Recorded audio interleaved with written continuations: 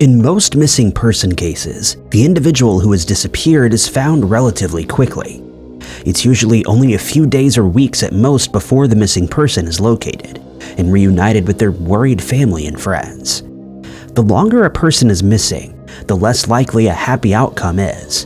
But there are some instances where missing people are found months or even years later, which keeps hope alive for the families of other missing people. Number 5. In May of 2010, shocking headlines made the news in Mexico and around the world. A prominent politician and lawyer had vanished without a trace. 7 months later, the disturbing case of Diego Fernandez de Ceballos was solved when he was released by his kidnappers.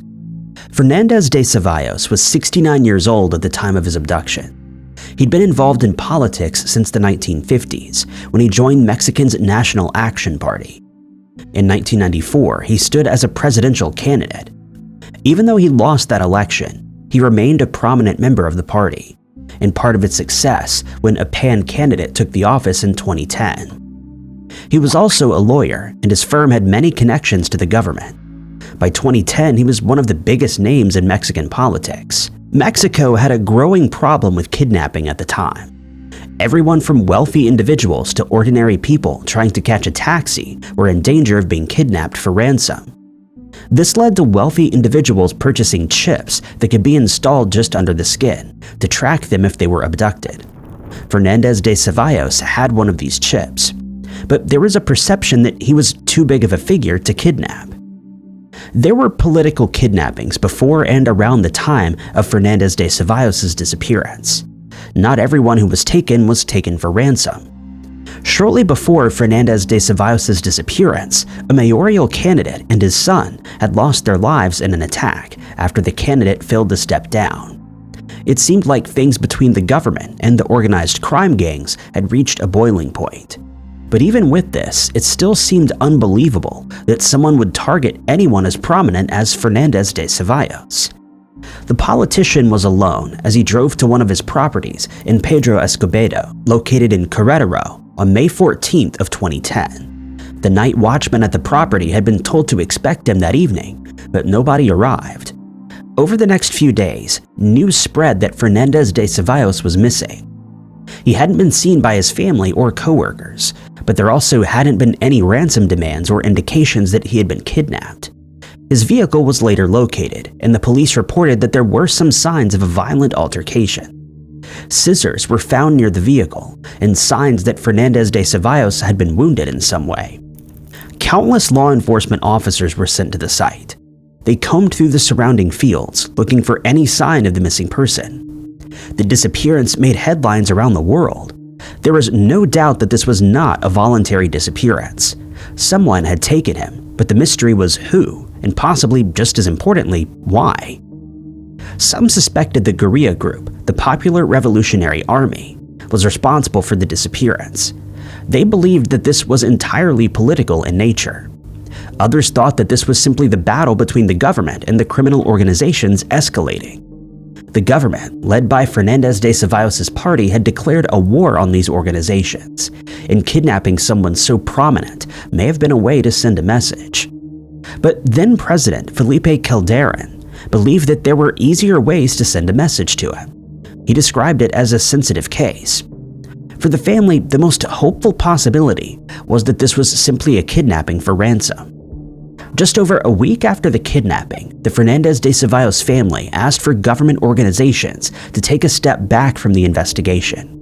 If they'd received any ransom requests, this hadn't appeared in any news reports yet, but it wasn't uncommon for the families of kidnapping victims to handle investigations through private firms, rather than law enforcement. After the initial flurry of interest in the case, there was a news blackout in Mexico. At least one newspaper, El Universal, continued to report updates though. The next major update in the case came in July, when de Ceballos' son posted photos on social media. One showed the kidnapped individual, shirtless and wearing a blindfold. He was holding a magazine with his own picture on the front page. De Ceballos had also sent a handwritten letter asking his family to pay the ransom requested by the kidnappers. He had lost weight and was fatigued. He said the kidnappers would wait as long as it took, but he didn't know how much longer he would last himself. In October, there was another update. According to El Universal, the family had paid $20 million in ransom, and they expected De Ceballos would be released in 40 days. He was sick but in stable condition, and wouldn't have any lasting damage according to the news reports. But as the days and weeks passed, it looked as if this report may have been premature. Finally, in late December, De Ceballos was released from captivity. Photographs showed his previously neatly trimmed beard was now entirely white and had grown considerably. He had also lost weight, but other than that seemed to be in good health. At the time, he told the awaiting journalists that he had personally forgiven his captors, but believed law enforcement now had work to be done. It was also revealed that the chip that was supposed to track him in the event of a kidnapping was cut out of his arm. It was one of the first things the kidnappers did. Whether there had been any ransom paid was still a point of speculation. Some said that the kidnappers had initially asked for $100 million, but that De Ceballos himself had negotiated that figure down to $30 million. Law enforcement did continue to work the case once De Ceballos was home and safe. While he'd been missing, there'd been a few communications from the people who claimed responsibility for the disappearance. They called themselves the Mysterious Disappearers when translated to English. But who this organization was and whether they were connected to anyone else remained a mystery. It was also uncertain why the kidnapping had taken place. Even after the ransom was paid, it wasn't clear if this was the main motivation. If money was the primary factor, there would have been many other targets who would have received less attention. There was speculation that the main motives were political, and everyone from those dealing with illegal substances to groups campaigning for indigenous autonomy were investigated. There have been a few instances where people suspected of being involved have been arrested and even appeared in front of a judge, but it's likely that definitive answers in this case will never be found unless someone involved or connected to the disappearance comes forward to tell their story. Number 4. Voluntary disappearances aren't uncommon among adults. It's one of the reasons why some missing person cases are initially ignored, as people assume that adults might want time alone or even to escape from their old lives. There are many reasons why someone might want to do this, including things like debt. But mental health is another important case that can make someone walk away from everything. Ken Kadokura was a professional baseball player who'd worked in Japan and South Korea. He started his professional career in 1996, playing for the Chunichi Dragons as a pitcher. He switched teams a few times and played a stint for the Yomiuri Giants. In 2009, he became one of the highest-profile Japanese baseball players to play in South Korea. He finished his career as a player in 2011, playing for Samsung in South Korea. In 2013, he began his coaching career, working as a pitching coach for some of the teams he had previously played at. After 6 years in Korea, he returned to Japan and worked with the Chunichi Dragons, again as a pitching coach for the second team. From the outside, there didn't seem to be anything wrong in Kadokura's life. He was married with children and a grandchild. He did have to live away from his wife for work, but they spoke over video call often. Both shared a love for animals, and Kadokura had recently helped a rescue dog, which had gone to live in a loving foster home. This was the subject of his most recent blog at the time of his mysterious disappearance. Nobody noticed anything out of the ordinary about this blog post, or his personality, before he vanished without a trace. On May 14th of 2021, Kadokura took part like normal in a practice with the Chunichi Dragons. That evening, he was on a video call with his wife from about 6 p.m. until midnight.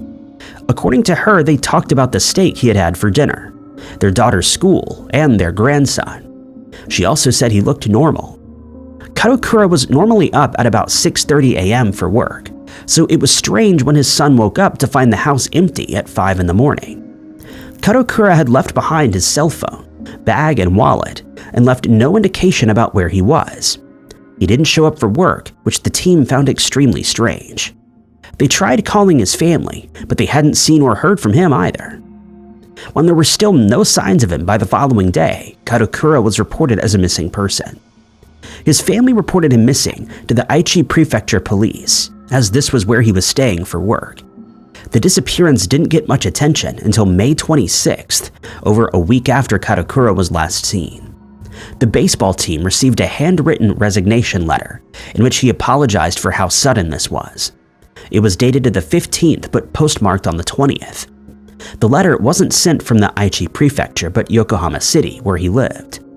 Kadokura's family confirmed that it was his handwriting. It seemed to indicate that he had disappeared of his own free will, but that didn't make it any less strange and upsetting for them. An announcement was made by the baseball team about Kadokura's disappearance and strange letter. Even though he was no longer a player himself, the news of his disappearance was significant and was followed closely by sports outlets in Japan. Players who knew Kadokura posted on social media and talked to newspapers, and Kadokura's wife spoke on TV to appeal for information. There was speculation about what might have caused Kadokura's disappearance. This wasn't the first time he had vanished without a trace, but it was the most significant. There had previously been worries about debts that could have impacted his performance. There was also an instance where he didn't appear at a talk that he was supposed to give, which had caused problems with the organizers. But this was the first time he'd left in the middle of a baseball season. Kadokura's love for the sport convinced friends and family that there was definitely something wrong for him to have walked away like this. One theory was that he was somehow getting involved with some criminal organization, but there was no evidence for this, and it seemed unlikely this was the case. Another theory suggested there might have been another woman involved. People speculated that Kadokura may have been having an affair with a married woman, who was a fan of the team that he worked for. A friend told the media that many letters and photos of the pair together were sent to Kadokura's home. The constant influx had been quite distressing for him, and the friend speculated that this was what caused him to go missing. Even with this speculation, though, most people were simply concerned for his safety. On June 2nd, there were reports that Kadokura had been found. Someone had spotted a homeless man at a park who seemed to resemble the missing baseball star. But unfortunately, this wasn't Kadokura, and the news was just a false alarm. It would only be a few days later when Kadokura would actually return. His wife had been giving updates through the same blog Kadokura had used to talk about his dog just weeks earlier. On June 7th, she gave the update that he'd been found the night before and was now at home.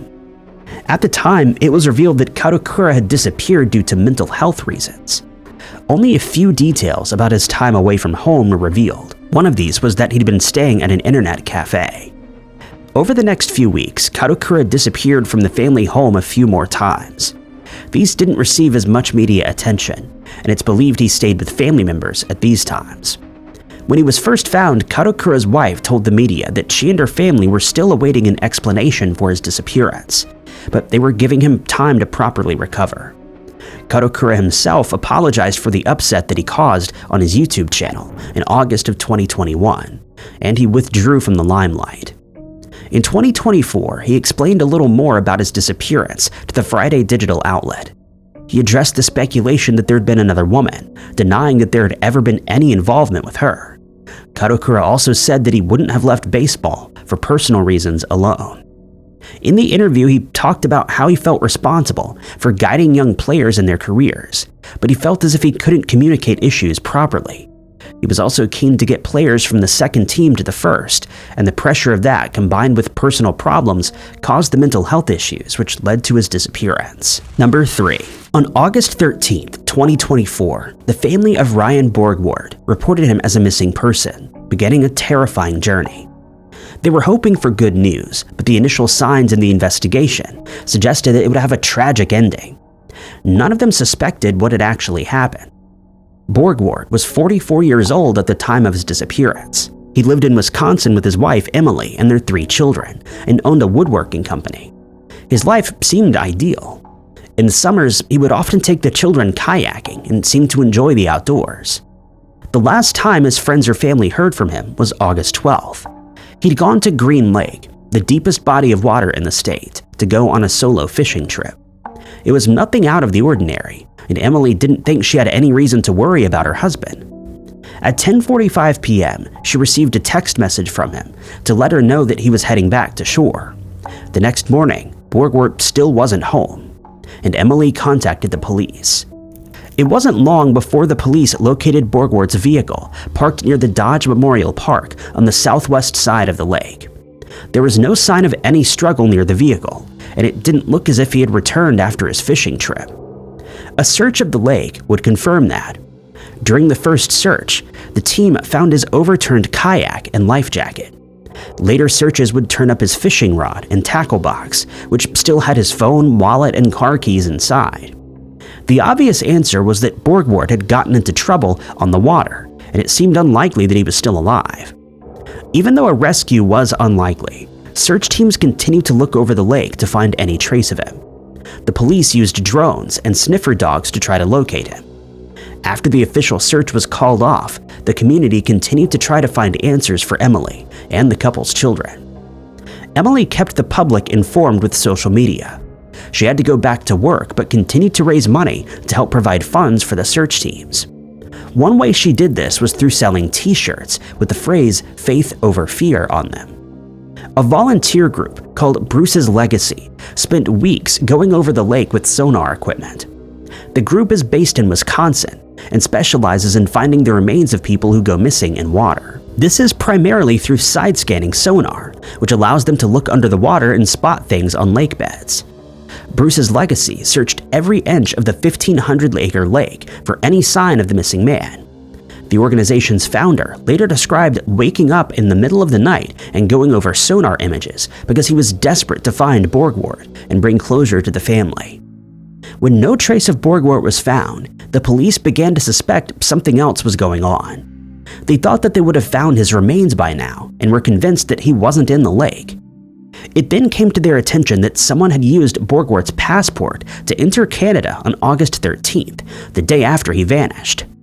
Borgward's disappearance was no longer a simple case of someone going missing over a body of water.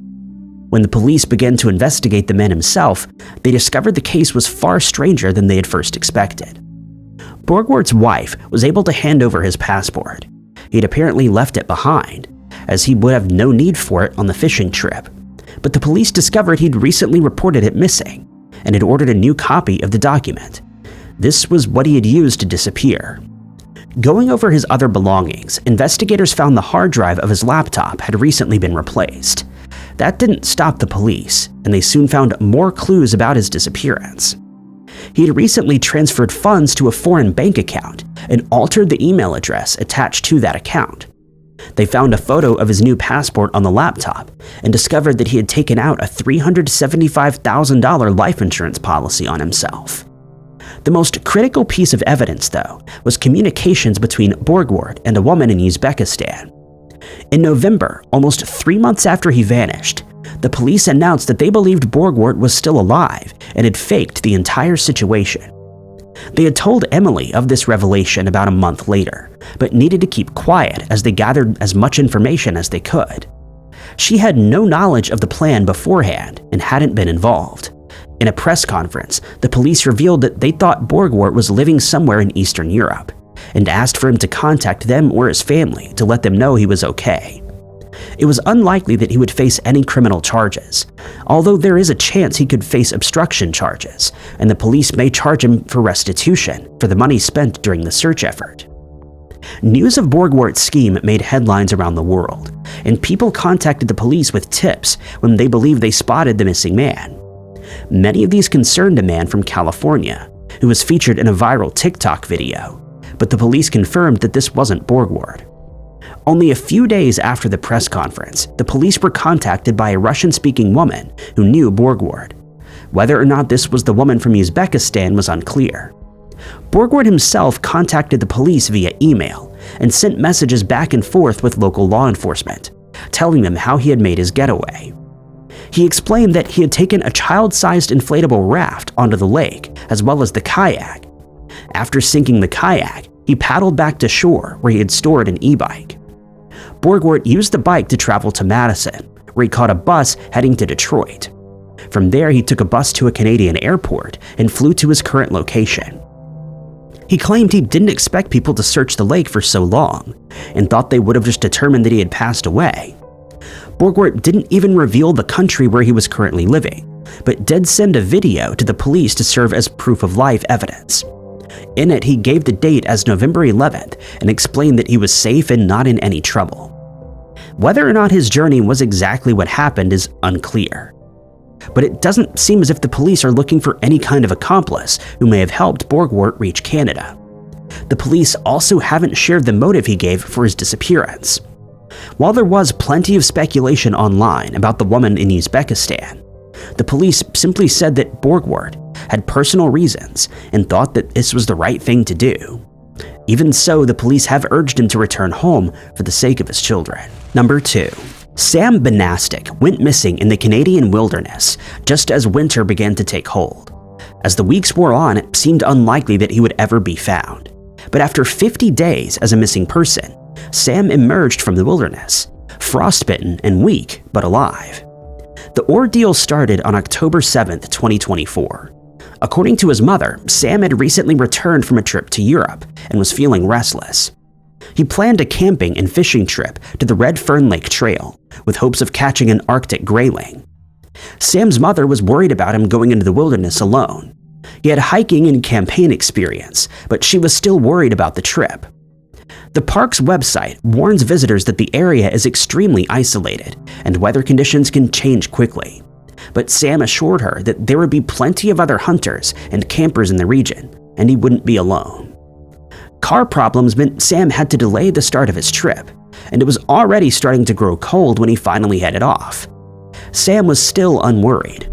On the first day of his trip, he sent a photo to his mother, showing him camping with his dirt bike and a small fire.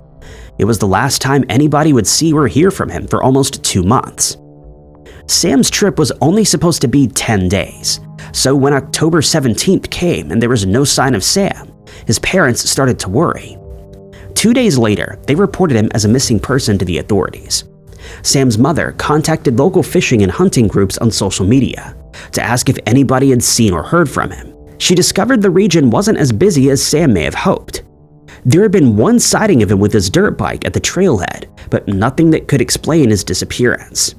The Royal Canadian Mounted Police and other authorities arrived at the park to begin a search on the ground and in the air.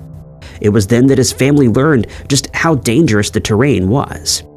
There were steep cliff sides, parts of the area were glaciated, and it was several hours away from any towns. According to his mother, if she had known how dangerous the terrain really was, she wouldn't have let him go alone. The official search continued for several days. The changing weather conditions became a factor. Several inches of snow could fall in a day, obscuring any clues that might have hinted at Sam's location. It also made it dangerous for the search team to be out and lowered Sam's own chances of survival. During the search, temperatures dipped to -20 degrees Celsius. The official search included helicopters, fixed-wing aircraft, and drones to search from the air, as well as sniffer dogs and ATVs on the ground. Eventually, the official search was called off. They had found his car still parked at the trailhead, but there were no other signs that he had been in the area. Sam's family continued the search and raised money so volunteers would have access to helicopters to continue the search from the air. One possibility was that he was no longer in the Redfern Kelly Provincial Park. The family speculated that he might have decided to turn back after thinking the conditions were too harsh here. They learned he had searched for information on another trail, and the search expanded to include that area. That only stretched the search teams over an even larger area, when the teams were already looking over several square kilometers. Even though it seemed almost impossible, Sam's family held on to a small hope that he may still be alive. Early in the search, the manager of an inn where the family was staying had shown them a newspaper article from 1969 about 2 survivors of a plane crash in the region who were found after 49 days in the wilderness. They were in a bad condition, but they were alive. It gave the family hope that Sam may still be found alive too. That hope came true on November 26th, when the family received the news that they had been hoping for. 2 oil and gas workers were traveling along a service road near the trail when they spotted a figure walking slowly on the side of the road. He had a stick in each hand, and he was using them to keep himself upright, and had the cut-up remains of a sleeping bag wrapped around his legs. When the workers tried to take the sticks from him to help him to their vehicle, he almost collapsed. Both his hands had frostbite, and he was extremely weak. This was Sam Banastic. Sam was loaded into the vehicle, and the workers drove until they had phone reception. While they called for an ambulance, Sam contacted his father to let him know he was okay. He was taken to the hospital where the police confirmed this was actually the missing person they'd been looking for weeks. Sam was treated for frostbite and smoke inhalation and shared some details about his ordeal in the wilderness. The exact timeline isn't clear, but at some point, Sam returned to his car where he stayed for a few days. He then walked to a creek area, camping for 10 to 15 days before moving down the valley and finally making it to the road where he was picked up by the workers. He also explained that he'd been chased by wolves at one point, which led to him becoming disoriented and lost. This likely happened after he left his car for the final time.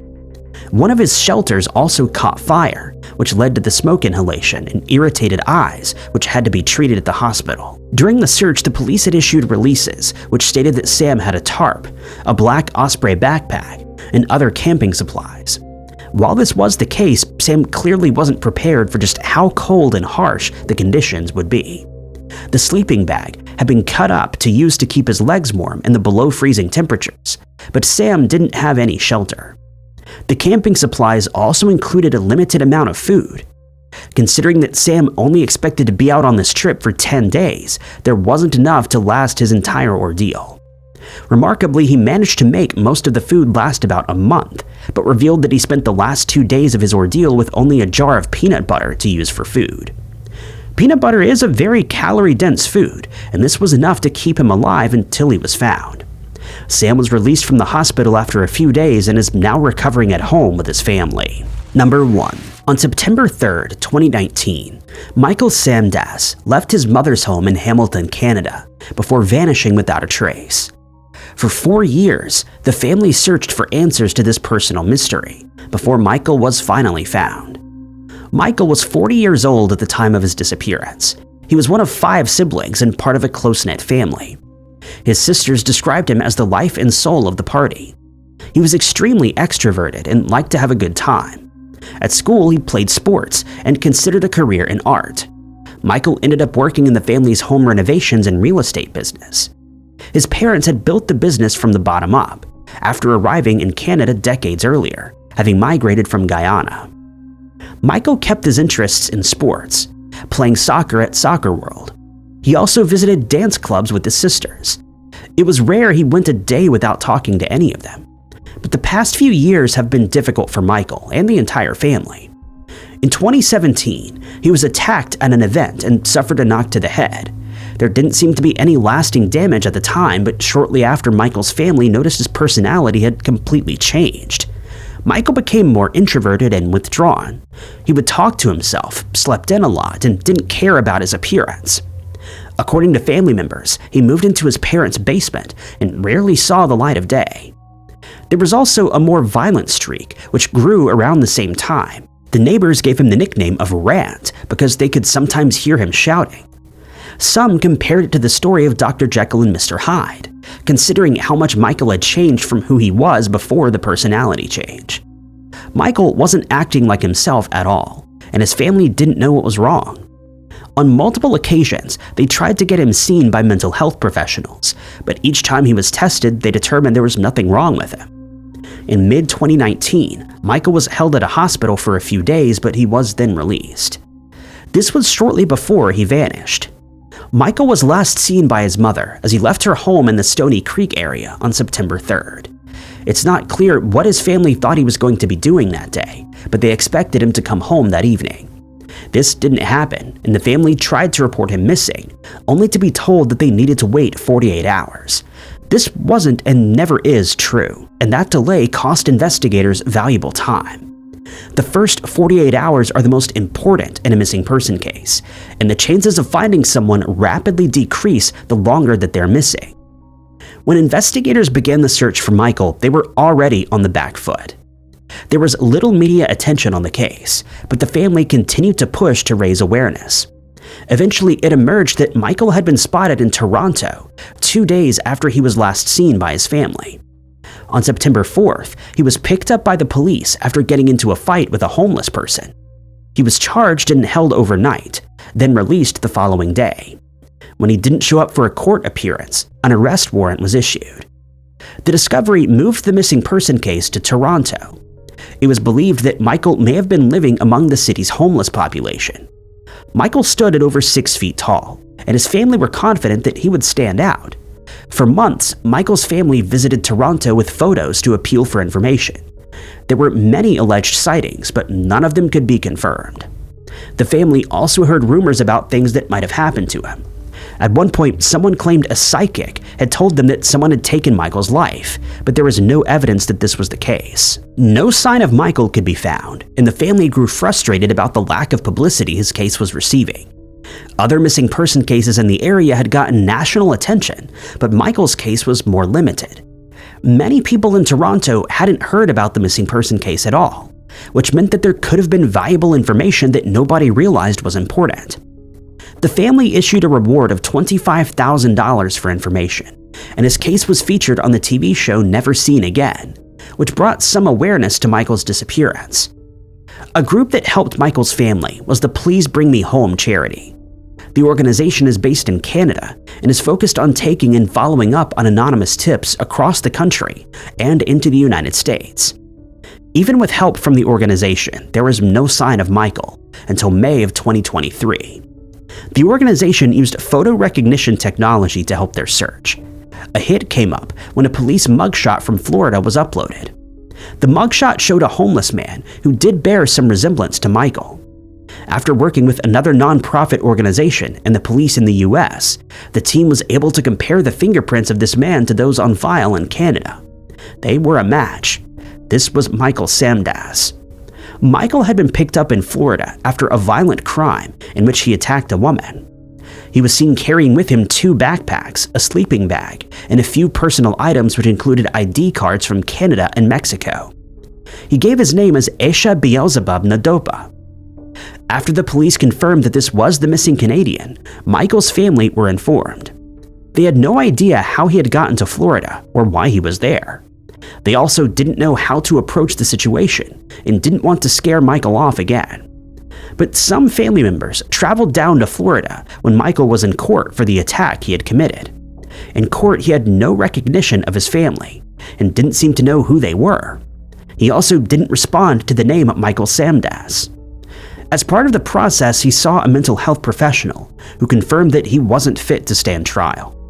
For Michael's family, it was a relief to know that he was alive, even though it was obvious he'd been through a lot in the 4 years that he'd been missing. One sister commented that her hope for her brother was that they got back the Michael that she knew, as he had changed a lot since 2017. It's hoped that he can now get the mental help that he needs. Thank you guys so much for watching.